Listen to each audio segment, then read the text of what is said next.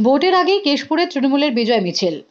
শনিবারে ষষ্ঠ দফার ভোট ঘাটালে তার আগে শেষ প্রচারের দিন বৃহস্পতিবার কেশপুরে তৃণমূল কংগ্রেসের বিজয় মিছিল। ভোটের আগেই বিজয় মিছিলে মেতে উঠল কেশপুরের তৃণমূল কংগ্রেসের কর্মীরা।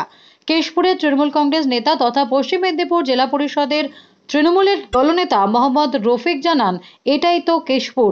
আমরা ভোটের আগেই বিজয় উৎসব পালন করি, কারণ আমরা জানি কেশপুর থেকে দেবকে 1 লক্ষেরও বেশি ভোটে লিড দেব। আমরা 365 দিন মমতা বন্দ্যোপাধ্যায়ের উন্নয়ন নিয়ে মানুষের পাশে থাকি, তাই আমাদের ভোটের রেজাল্টের জন্য অপেক্ষা করতে হয় না। গোটা ঘাটাল জুড়ে 600 থেকে 700 লোক জোগাড় করতে পারবে না শুভেন্দু অধিকারী। সাধারণ মানুষ আমাদের সঙ্গে রয়েছে কেশপুরে, তাই আমরা ভোটের আগেই বিজয় উল্লাস পালন করছি। এই তো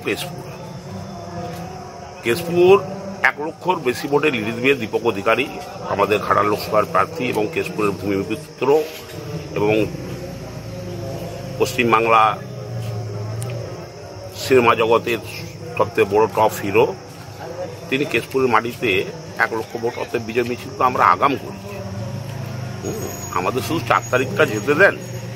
দেব কিন্তু বিভিন্ন অঞ্চল ঘুরছে, সেখানে কিন্তু বিজয় মিছিলে এই সবুজ আবির দেখা যায়নি। কেশপুরে 10 নম্বর অঞ্চলে 2 কনভেনার গৌরাঙ্গ ঘোষ এবং শফিকুল, তিনাদের নেতৃত্বে কিন্তু বিজয় মিছিলে সবুজ আবির ভোট হয়। লোকের ছবিটা দেখে দিবে না, তাহলেই তো শুভেন্দু পালিয়ে যাবে আর হিরণও পালিয়ে যাবে। দূরবাবু কেশপুরের আশা ছেড়ে দিলাম। একটা অঞ্চলে আমরা 5000 লোকের 4000 লোকের মিছিল করি। কালকে 11 নম্বর কলাগ্রামে 4 থেকে 5000 লোকের মিছিল করি।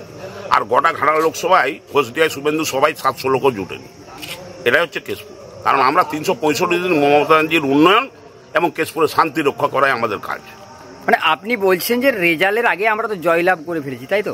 অবশ্যই, কেশপুর তো তাই। ভোট হবে না তার আগে কত ভোটে জিতবো আমরা বলে দিই। আমি যখন পঞ্চায়েত নির্বাচনে দাঁড়িয়েছিলাম জেলা পরিষদে, আমি বলেছিলাম ইসবার 40,000 পার। নমিনেশন ফাইল করতেই আমার ডায়লগ ছিল ইসবার 40,000 পার, 48,000 বেশি ভোটে জিতবে। Bureau report, Durnibar Bangla news.